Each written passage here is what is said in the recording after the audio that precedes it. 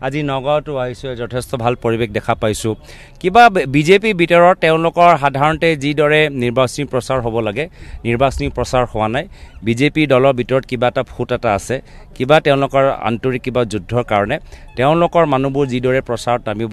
নামিব পৰা নাই হ'ব পাৰে তেওঁলোকৰ ভিতৰত এই বিসম্বাদৰ বেমাৰীটো এতিয়া জোৰদাৰ সোমাই গৈছে চাওক তেওঁলোকৰ যোৰহাটতো বহুত দিন আছিলে কি লাভ হ'ল যোৰহাটতো একো লাভ নহ'ল মুখ্যমন্ত্ৰী চাইকেল চলালে নাছিলে গান গাবলৈহে বাকী আছিলে তথাপি একো লাভ নহ'ল তো নগাঁৱটোত আৰু লাভ নাই ৰিজাল্টৰ দিন যেতিয়া ওলাব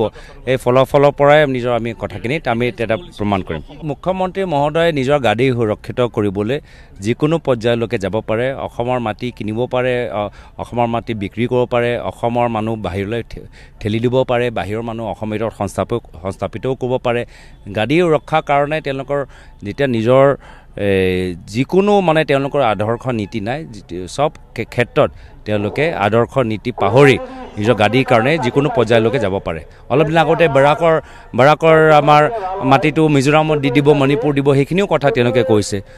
সেইকাৰণে গাড়ী ৰক্ষাৰ কাৰণে তেওঁলোকে যিকোনো পৰ্যায়লৈকে যাব পাৰে আৰু সেইকাৰণে বিজেপি দলৰ অস্তিত্ব তেওঁ নিজে